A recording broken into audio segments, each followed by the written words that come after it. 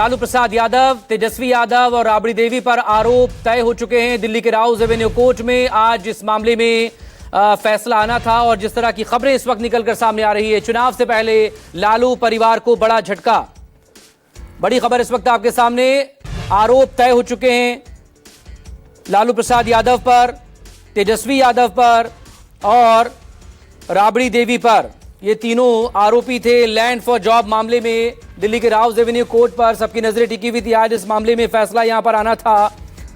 आरोपियों की दलील से सहमत नहीं है कोर्ट, ये जानकारी निकलकर सामने आई है और ये कहा कि लालू यादव की जानकारी में ही ये घोटाला हुआ है। ये कोर्ट की अपडेट्स जो अंदर से आ रही है वो हम आपको बता रहे हैं।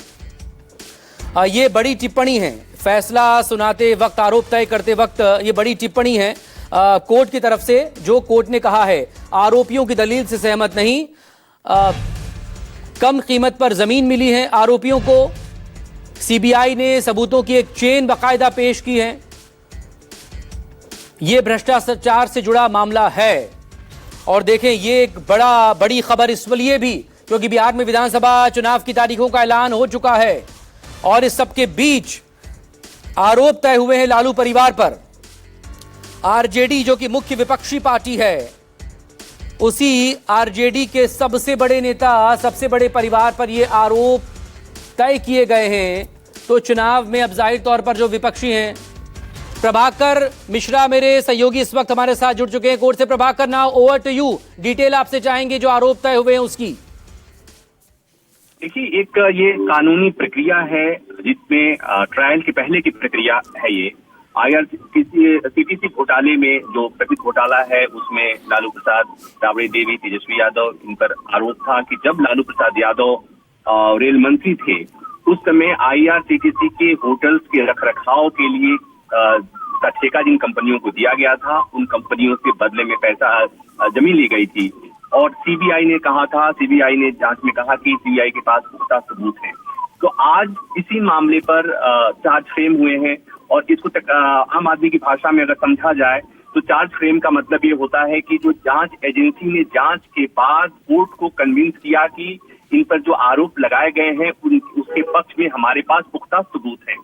लालू प्रसाद यादव के परिवार की तरफ से कहा जा रहा था कि उन पे जो आरोप लगाए गए हैं वो आधारहीन है। तो अब कोर्ट ने जब आरोप तय कर दिए हैं तो अब इसके बाद इस मामले में ट्रायल चलाने का रास्ता साफ हो गया है। एक चीज और इसमें मैं बता दूं तकनीकी तौर पर कि जब चार्जेस फ्रेम होते हैं और कोर्ट इस तरह का आदेश देता है, उसके बाद से आरोपियों के पास दो विकल्प होता है। कोर्ट ये पूछता है कि क्या आप ट्रायल का सामना करना चाहते हैं या अपना गुनाह कबूल करना चाहते हैं। यानी कि प्लीड गिल्टी, जब आरोपी प्लीड गिल्टी कर देता है, यानी कि वो तय कह देता है कि हमें ये जो आरोप लगाए गए हैं हमें मंजूर है, उसके बाद सीधे बहस पर सुनवाई शुरू हो जाती है, बहस होती है, सजा पर बहस होती है। और यदि आरोपी मना कर देता है कि हमें जो हमारे पर आरोप लगाए गए हैं ये हम इससे इत्तेफाक नहीं रखते, हम ट्रायल का सामना करते हैं, उसके बाद ट्रायल की प्रक्रिया शुरू होती है। उसमें सबूतों और गवाहों पर क्रॉस एग्जामिनेशन और जो ट्रायल की प्रक्रिया शुरू होती है वो सब शुरू हो जाती है। तो अब इस मामले में, आईआरसीटीसी मामले में, लालू प्रसाद यादव और उनके परिवार के खिलाफ ट्रायल का रास्ता साफ हो गया है। अब ट्रायल चलेगा, लेकिन इस बीच चूंकि बिहार में चुनाव है, बिहार में भ्रष्टाचार भी एक मुद्दा है जो हमेशा से मुद्दा रहता है। ऐसे में आज की ये राउज एवेन्यू कोर्ट से जो खबर आई है, ऐसे एक संयोग इसे कहा जाए या संयोग कहा जाए या प्रयोग कहा जाए, जो भी कहा जाए, दर्शक ज्यादा समझदार हैं वो समझ सकते हैं कि आज ये जो चार्जेस फ्रेम हुए हैं इसका निश्चित तौर पर बिहार के चुनाव में चर्चा होगी। असर कितना होगा नहीं कहा जा सकता, इसलिए कि मामला पुराना है और इसके बाद कई चुनाव हुए हैं, तो इसका असर जरूर होगा।